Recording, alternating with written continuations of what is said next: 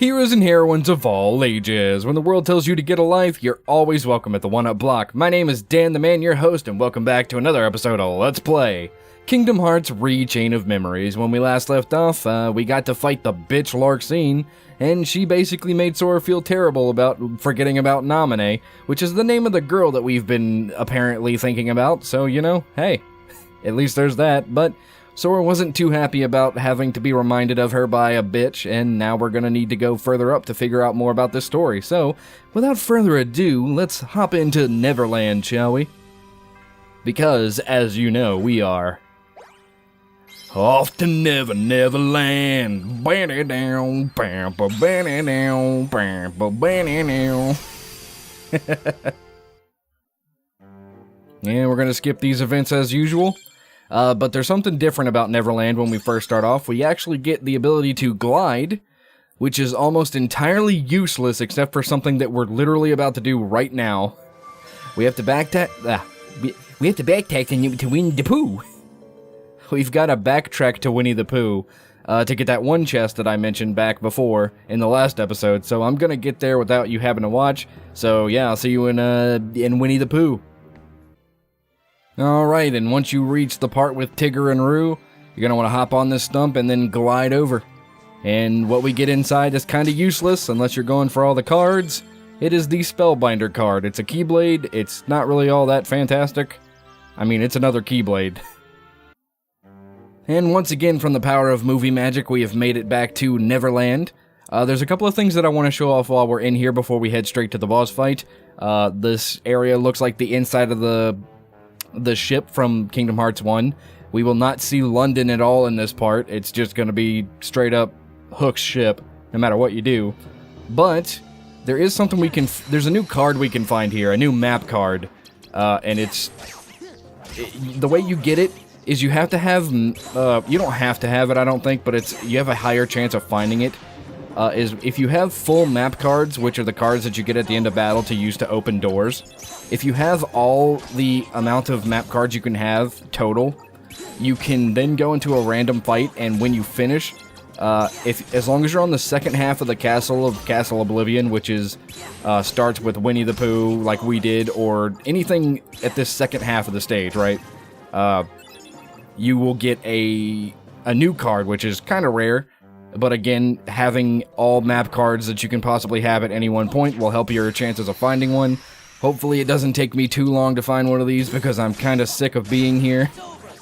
This is like the third time I'm recording this episode because things are just not going my way lately. But hopefully by killing these guys we will get the card in question. Yeah, it looked like that was it. See, it's a gold card and it's called the Key of Rewards. Now what the Key of Rewards does is, as you can see here on the map, there's this big blue space that's glowing. Every world has a room of rewards. And what you do is you go to the room, and just like any other plot door, you use a bunch of cards that it tells you to, plus the room of rewards, to go inside and get yourself a special card or cards, depending on if you watched the 358 over 2 days movie. Some of these areas have more cards than one. Some of them just have more cards in general. We're not going to be doing the Room of Rewards just yet. We're going to wait until I have every world unlocked so I can go get them. If you want to go back and backtrack and collect them, though, they are cards that could be useful to you, so I recommend you do so. But for the sake of Let's Plays, I'm just going to wait till the end to do it, because I really don't need them, personally. But there is something else that we need to show off, and one of them is the Calm Bounty, so pull yourself a Calm Bounty out to go get yourself a new Slight. An arguably useless Slight, but hey, it's a Slight nonetheless. It's an option of combat, right? It is Sora learned Teleport. Rematerialize behind the target enemy, stunning them for a short period of time. Magic card, Peter Pan, stop, arrow, item card. They describe these slights pretty weird, but the only other thing that we need to show off before I head straight to the boss fight is the Moogle rooms. Once you get to this second half of the castle, something else changes. You are now able to get Moogle rooms, and FYI, going back to the Room of Rewards, you can only find the Room of Rewards keys on the second half of Castle Oblivion. You cannot find them on anything below Like for us, our last world on the first half was Halloween Town, right? You can't find the room of rewards on anything below Halloween Town. Only everything above Winnie the Pooh at this point. So, once you get above the second half, once you get to the second half of the castle, you unlock a better Moogle shop, which is why I really haven't been spending my Moogle points, as you can see. Even these free decks you get from the Moogles on the upper half seem to be better. They have higher numbered cards or whatever. But going in here, you'll notice that there's new decks. These will give you higher numbered cards and better cards, quote unquote, like better Keyblades and stuff like that. Each pack has something that they do and do not have in them. For instance, number one, we're going to pay for one of these just to show off what you can get. You can still get low numbered cards here, but you have a higher chance of getting like 0s and 8s and 7s and 10s and whatever, or not 10s, 9s. So that's good. You can also get these orange strap ones. They seem to give pretty good cards too, from my experience. But say in the blue deck, if you get a black belt blue deck, you have a higher chance of getting stop cards and a bunch of clouds. To my knowledge, you can only get cloud in the black belt blue card deck and above, I think. Because I think there's one more pack we unlock, and, you know, that's that. You also have a higher chance of getting better item cards and whatnot, so you get the gist. The black belt cards are really helpful. You're going to want to grind Moogle points and save them for specifically, like, right now. Because now you can get way better cards from the Moogle shops. So yeah, that's it. That's another tip for you guys. But now I'm going to be heading straight to the boss fight because there's no important plot stuff in the middle of any of these, so I shall catch you when we're done. Alright, and we're at the boss door, but before we do anything, you're going to want to make sure you have your, what we named the Organization deck equipped, because it is the best way to deal with Captain Hook. There's two ways you can deal with Hook. Number one is the deck we're currently using, which is Sonic Blade. It prevents him from doing most attacks. Hook has one annoying thing about him, though, where he uses a bunch of zeros on occasion, so you're going to want to be prepared for that. You could use Lethal Frame if you have it, but just in case you don't, Sonic Blade is probably going to be your best bet. So, yeah, that's what I'm going to do. Because just in case you guys only have, like, a Sonic Blade deck, I'm not going to go ahead and use something that you guys don't have. I'm going to dumb it down for myself. And what we're doing here is that we have to add up all the numbers. You've probably seen this already, so I don't even know why I'm explaining it to you again. But, you know, you gotta have conversation, right? Oh, poop. I always hit circle. Alright, it is boss fight time, so let us go. It's time for one of the most annoying boss fights in the game if you don't know what you're doing, which, you know, I say a lot, apparently, but... Shut up, Hook. It's boss fight time. So, for Captain Hook, he does most of the same shit he does before, but he has a couple of slights that are different from the Kingdom Hearts 1 boss fight, where one of them is he can make a bunch of barrels start rolling down, and it's really annoying. He likes to spam his,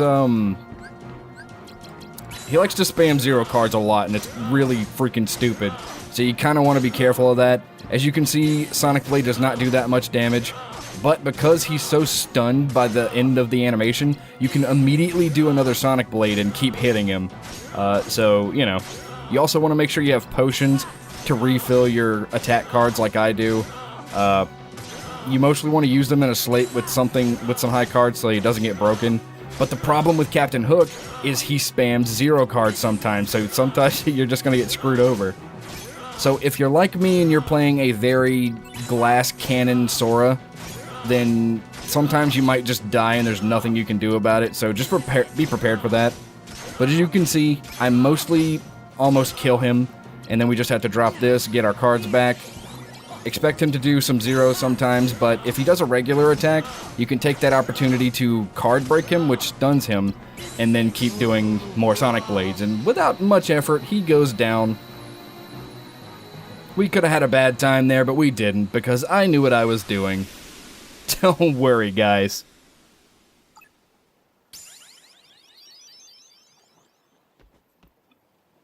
And he gives us his card, which I believe turns all your cards to zero for a couple of turns. Or a couple of card use. Either he turns your cards to zeros for a couple of turns, or a couple of reloads, you know? That's usually how the enemy cards work. No, we're not gonna deal with that. We got Tinkerbell. And we are now going to be making our way upwards, which, if you've been watching this Let's Play, you know there's more plot coming along, but on side of plot, there's also another boss fight coming up, so make sure you have your deck ready. And again, with the power of movie magic, I have edited my deck and made a lethal frame deck, which is what my organization deck is now. As you can see, it is stop card plus 2 attack cards. They can be any number you want. It just has to be stop, attack, attack. And you're gonna see exactly why it's so super broken. Aside from the stops, you do also want to make sure that you have some zeros, a heal, and more potions, because you want to be able to replenish not only magic but attack cards, and a Mega Ether and a High Potion both replenish attack and magic cards whether or not they've been in a slate. So that's really good. And you want to make sure you have a heal at the end of that, so it's a really high number and they can't break it unless they somehow use a 0, at which point you're fucked anyway. So you're just going to have to do the fight over again. Then you're going to want Jafar to make sure they can't break your slights, and then have a bunch of zeros just in case they do a unblockable attack that could insta-kill you, because I am playing a glass cannon. At this point in time, now that we have lethal frame, you can start putting into health, and I recommend that you do it, because the only other thing that you get from slights now is something called Mega Flare, which is used to level up really fast and get yourself a bunch of, more health and stuff. So it's good for mass leveling, but you really don't need it. So I'd recommend putting in some more health to ease your way into the fights coming up. But yeah, without further ado, it's time for plot and a boss fight.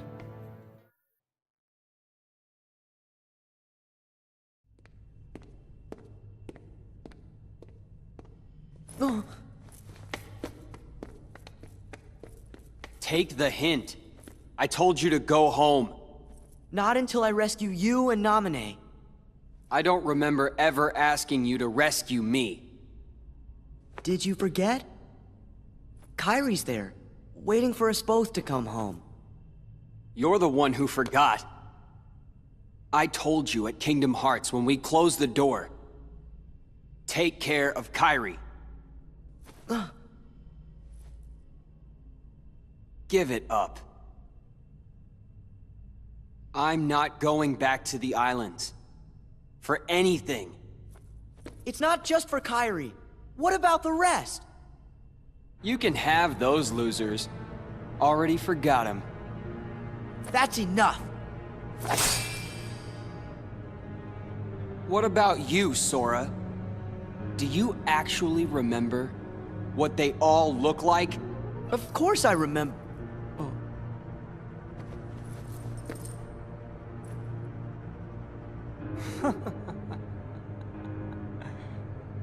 Don't feel bad. That's what this castle does to you, after a while.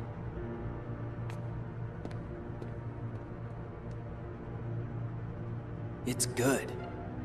You forget all the useless stuff and remember for the first time what really matters. I remembered it, Sora. I now know the one thing that is most important to me. Protecting Namine. Nothing else matters. Not a thing.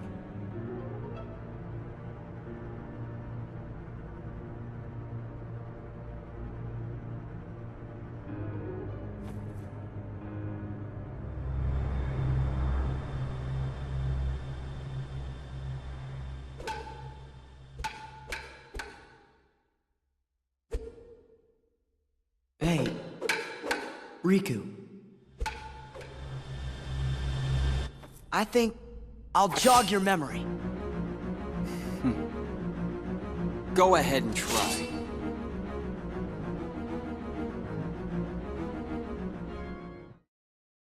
And of course we have another battle with Riku, and he is just as annoying as he was before.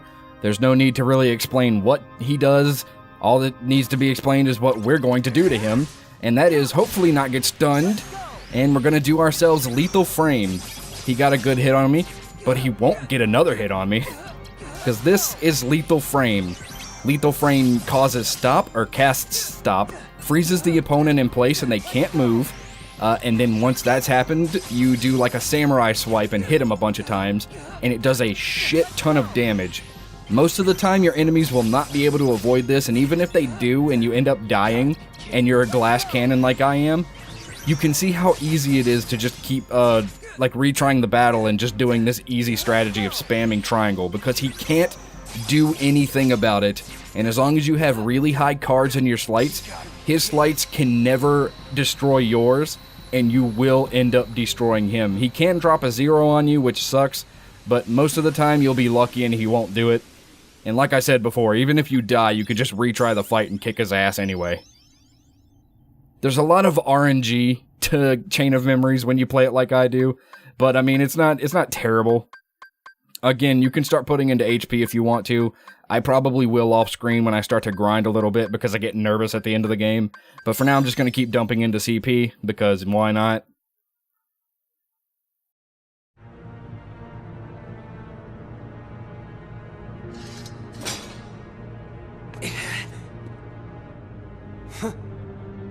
Too bad, Sora.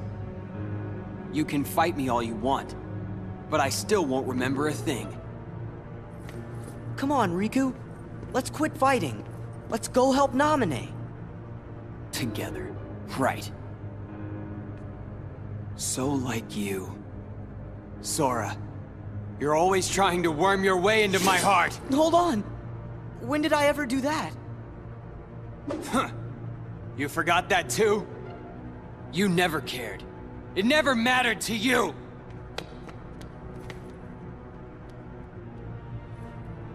You won't push me away.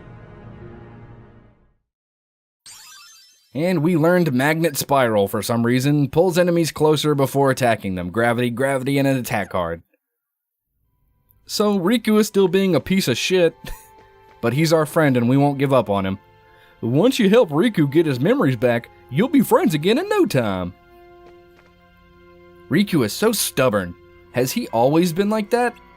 Yeah, sort of like a certain somebody I know.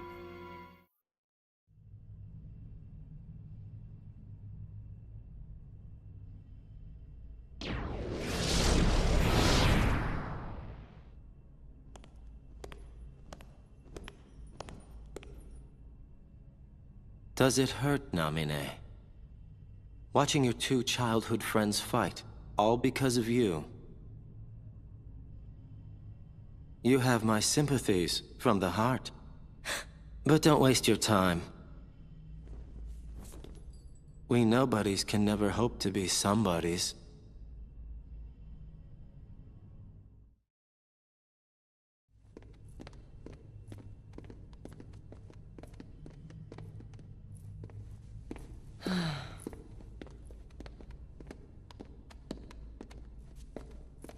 I don't get it.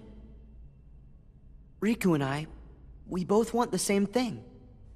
Both of us want to help Naminé out. How come we're fighting each other? I mean, Riku and I have argued about stuff in the past, but... Could be because you care what happens to each other. I really thought so too. But... maybe Riku doesn't. You can't give up your friends. Come together. Sora, Riku, and... what's her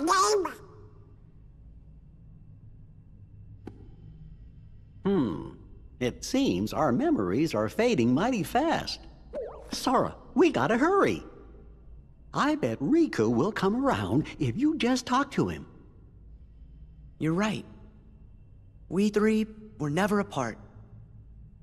Me and Riku and Naminé. It seems that they forgot who Kairi was, because they are no longer talking about her, and they seem to have replaced the memory with Naminé. Something fishy is going on here, and I don't know what it is. Plus, those guys in the black coat are pretty weird. They've got some really funky stuff going on themselves, so I don't know. We're gonna have to keep going forward to figure out what the hell's going on. but that's gonna have to wait because that's all the time we have for this one. A hero's work is never done. Join me again next time as we continue to tackle Kingdom Hearts Re-Chain of Memories. Later days, everybody.